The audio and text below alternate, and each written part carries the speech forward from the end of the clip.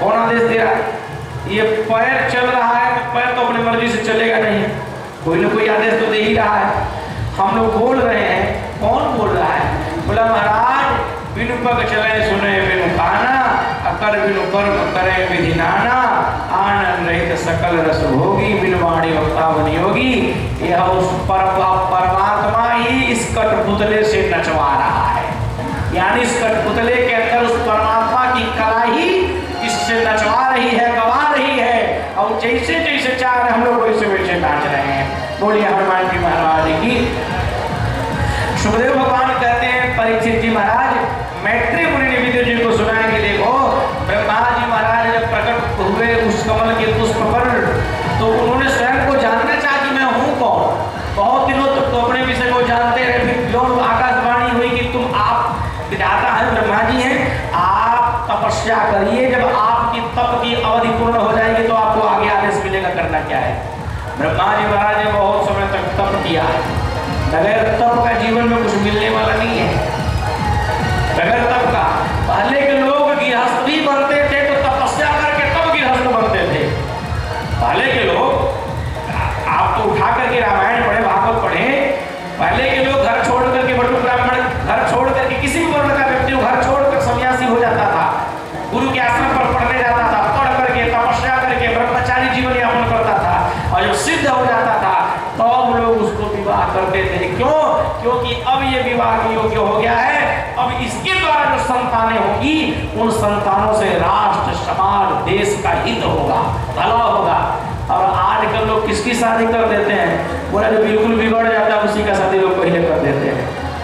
और पहले के माँ बाप जो बन जाता था उसकी शादी करते थे, और आजकल जो बिगड़ जाता है लोग उसकी शादी पहले करते हैं। अरे भाई, बिगड़े हुए व्यक्ति का शादी विवाह कर देने से भी समाज का भला नहीं होगा। जब वो उतना मनगढ़ंत है तो उसका बेटा बेटी कितना मनगढ़ंत होगा, उससे समाज और दूषित होगा, सुधरेगा नहीं। इसीलिए देखो हमारी परंपरा कितनी पवित्र परंपरा है कि जो लोग जन्म लिए हैं, जन्मते पहले उन्होंने तपस्या किया है, तप किया है, और जब तप की वह साधना उनके जीवन में आई है तो वे गृहस्थ आश्रम में प्रवेश किए हैं। बोलिए हनुमान जी महाराज की। तब उन्होंने अपने आप को समझा है। ब्रह्मा जी महाराज बहुत दिनों तक तपस्या करते हैं, जब उनकी तपस्या पूर्ण हुई फिर आकाशवाणी हुई, ये ऐसा है कि आप जिस कमल के पुष्प पर बैठे हैं उसकी डंडी पकड़कर नीचे जाइए, आपको जन्म देने वाले का दर्शन हो जाएगा। ब्रह्मा जी जब कमल की डंडी पकड़ करके नीचे आए हैं, भगवान विष्णु का दर्शन हुआ, उनसे उन्होंने अपने जन्म कर्म का कारण पूछा, तो उन्होंने कहा कि देखो जो परमात्मा है, जो नारायण है, जो ब्रह्म है, उन परमात्मा को लीला करने की आवश्यकता है, और हम सबों को परमात्मा ने अपने लीला में मुख्य देवता बनाकर भेजा है। आप दुनिया बनाइए, आप बनिए जनरेटर, मैं बनूंगा ऑपरेटर, और आप ही के द्वारा आ जाएंगे महादेव भगवान, वो हो जाएंगे डिस्ट्रैक्टर, डिस्ट्रॉय करने वाले। यानी आप दुनिया का निर्माण करिए। ब्रह्मा जी महाराज को जब आदेश हो गया तो ब्रह्मा जी महाराज कमल के पुष्प पर आए, विराजमान हुए, उन्होंने भगवान नारायण का चिंतन किया। भगवान नारायण का चिंतन कर ही रहे थे कि उनके हृदय से 4 मानस पुत्रों का प्राकट्य हुआ। 4 लोग प्रकट हुए। 4 लोग जब प्रकट हुए, कौन कौन? सनातन सनत कुमार सनक और सनंदन। ब्रह्मा जी को लोगों ने प्रणाम किया कि पिताजी हमारे जन्म का कारण, तो उन्होंने कहा कारण बस इतना ही है कि जैसे हम दुनिया मानवों की सृष्टि करने जा रहे हैं, तुम लोग भी हमारे साथ मानवों की सृष्टि करो। उन चारों ने कहा पिताजी, बड़ा सुंदर उदाहरण दिया उन लोगों ने। उन्होंने कहा पिताजी हमारी बात जरा ध्यान से आप सुने, और कहा कि देखो एक जुगल दाम्पत्य था, नवविवाहित जोड़ा। नवविवाहित जोड़ा, कोई राजा विवाह कर अपनी पत्नी को घर ले आया, और पत्नी को घर लाने के बाद वो राजा चला गया परदेश। कुछ दिन बाद अपनी पत्नी से कहा गया कि देखो अब मैं तो जा रहा हूँ, लेकिन एक बात ध्यान देना। बोला क्या? बोला मैं जा रहा हूँ, 1 वर्ष तक मेरी प्रतीक्षा करना, 1 वर्ष के बाद यदि मैं नहीं आया तो तुम किसी सुंदर युवक पुरुष को देख करके अपना विवाह कर लेना। हाँ, चारों भाई ब्रह्मा जी को अपने पिताजी को याद दे रहे हैं कि कोई बढ़िया सा देख करके तुम विवाह कर लेना, जहाँ जाने के मैं नहीं रहूंगा। वर्षों तक वह स्त्री अपने पति की राह देखती रही। वर्ष भर का दिन एकदम खत्म होने हकीकत अपने पति का रास्ता देख रही है। जिस दिन वह वर्ष समाप्त होने वाला था, अंतिम दिन था, जो निर्णय तिथि थी उसका अंतिम दिन था, तो अपनी छत की अट्टालिका पर बैठ करके वह 16 श्रृंगार से सुसज्जित होकर के बैठी हुई अपने प्रियतम का राह देख रही थी, अपने पति का राह देख रही थी। सूर्यास्त होने को था, इतने में कोई दिव्य पुरुष उसको दिखाई दिया, बड़ा सुंदर धोती आदि पहने हुए, दिव्य लाख आभा प्रभा मस्तिष्क चमक रहा था।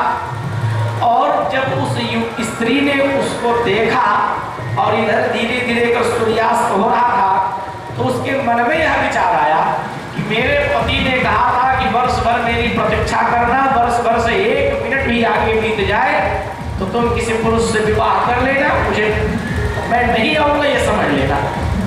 वो सोचने लगी कि मेरे पति अब सूर्यास्त होने को है, समय समाप्त हो जाएगा, और मैं देख रही हूँ कि ये पुरुष बड़े दिव्य हैं, बड़े सुंदर हैं, उनकी आभा प्रभा को देखकर, उनके रूप लावण्य को देखकर ये मोहित हो गई। और इन्होंने सोचा कि ये भी चले जाएंगे तो वो भी नहीं है, और ये भी चले जाएंगे, दोनों हाथ से चला जाए। इसलिए उन्होंने 1 मिनट शेष समय था कि उस युवक को बुलवा लिया। रानी महारानी तो थी ही, स्वेच्छा से उससे विवाह कर लिया इन्होंने। अब अपने कक्ष में बैठी हुई थी, बात वार्तालाप हो ही रहा था, एक दूसरे को दोनों लोग समझ रहे थे। तब तक इतने में आवाज आ गई, सावधान, महाराज जो है चंद्रग्नि सेना लेकर के, बहुत सारा धन लेकर के राज्य में प्रवेश कर गए हैं।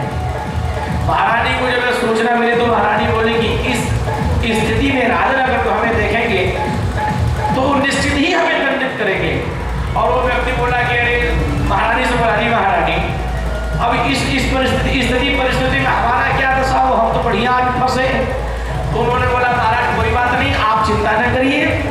उन्होंने महारानी ने महल का कचरा साफ करने वाली दाई को बुलवाया और बुलवा कर उसको खूब अधिक सा धन दे दिया और बोला कि तुम कचरा निकाल रही हो, उसी कचरे में इस श्रीमान जी को भरो और मलमूत्र आदि का जो कचरा है उसी कचरे में इनको भरो और भर कर ले जाओ और ले जा करके कचरे में फेंक देना, किसी तरह से प्राण बचाकर अपना भाग जाए।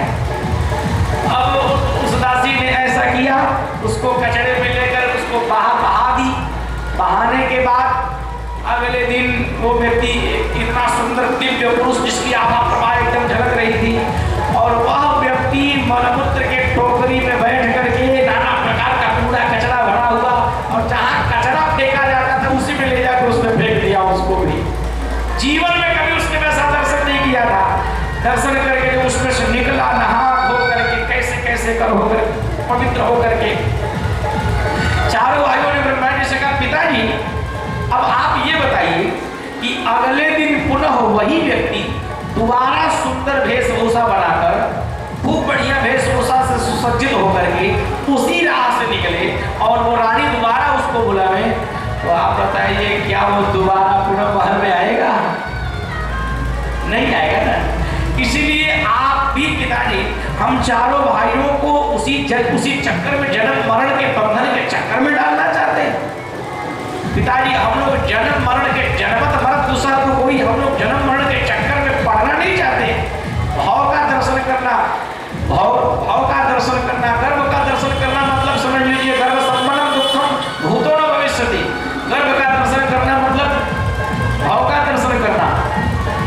माँ के उदर में जीव जो होता है वह मलमूत्र के साथ ही तो क्रीड़ा करता है, बिल्कुल सर नीचे पैर ऊपर संकुचित से जगह में उल्टा लटका होता है।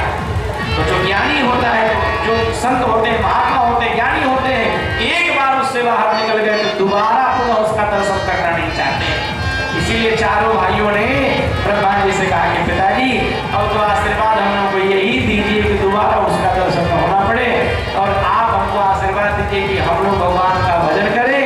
ब्रह्मा जी बड़े नाराज हुए चारों पुत्रों पर और चारों को श्राप दे दिया, जाओ 24 घंटा तुम लोग भजन ही करते रहना। वे चारों भाई चले आए बद्रिकाश्रम, और बद्रिकाश्रम में बद्री वन में आकर एक भाई भगवान की कथा करते हैं, 3 भाई बैठकर सुनते हैं। इसी प्रकार अनवरत भगवान की कथा बद्री वन में चलती रहती है। बोलिए हनुमान जी महाराज की सुनाई। बड़ा सुंदर एक इसी पर उपदेशक प्रद भजन है, ध्यान से सुनेंगे और समझिए।